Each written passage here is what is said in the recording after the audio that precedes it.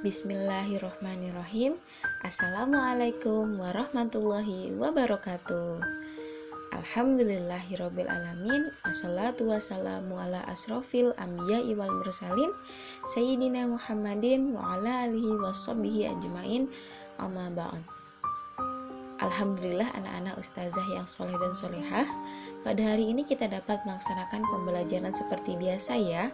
Dan alhamdulillah sudah ada sebagian dari kalian yang masuk ke sekolah ya, walaupun terbatas. Dan untuk yang daring di rumah tidak boleh kalah semangatnya ya untuk tetap belajar.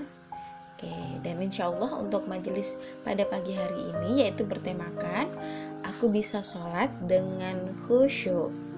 Oke, sebelumnya ustazah pengen tanya nih, siapa hayo yang masih sholatnya belum khusyuk? Ayo ngaku. Oke, anak-anak, bagi umat Islam, ibadah sholat 5 waktu merupakan perkara wajib yang harus dilaksanakan. Tingginya kedudukan sholat ini bagi kaum muslimin sampai diibaratkan bahwa sholat adalah tiang dari agama Islam. Dari Mu'az bin Jabal, Nabi SAW bersabda, inti atau pokok segala perkara adalah Islam dan tiangnya atau penopangnya adalah sholat. Hadis riwayat Tirmizi. Oke. Hadis lain yang menggambarkan pentingnya sholat dalam Islam ini ada dari Abdullah bin Umar radhiyallahu anhuma. Rasulullah SAW bersabda, Islam dibangun atas 5 perkara, yaitu bersaksi bahwa tidak ada sesembahan yang benar untuk diibadahi kecuali Allah dan bersaksi bahwa Muhammad adalah utusannya. 2. Mendirikan sholat. 3. Menunaikan zakat. 4. Naik haji ke Baitullah bagi yang mampu. Dan yang kelima, berpuasa di bulan Ramadan. Hadis riwayat Bukhari dan Muslim.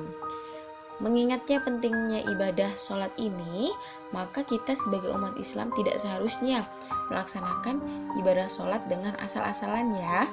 Kita harus mengerjakan ibadah sholat ini dengan ikhlas dan khusyuk menghadap Allah Subhanahu wa Ta'ala.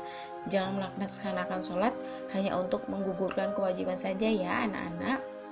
Oke, nah anak-anak, tahukah kalian kita dianjurkan saat sholat harus dengan khusyuk? Nah, mungkin sebagian anak-anak udah tahu ya. Dan mungkin banyak dari kita yang masih sulit untuk melaksanakan ibadah sholat dengan khusyuk. Untuk bisa mencapai kekhusyuan dalam sholat memang tidak mudah ya anak-anak. Apalagi Allah Subhanahu wa Ta'ala sudah berfirman, sesungguhnya beruntunglah orang-orang yang beriman, yaitu orang-orang yang khusyuk dalam sholatnya. Quran Surah Al-Mu'minun ayat 1-2. Nah, anak-anak yang soleh dan solehah, bagaimana sih cara kita agar sholat kita bisa khusyuk? Nah, ada 5 cara nih yang dapat kita lakukan agar kita melaksanakan sholat bisa khusyuk ya.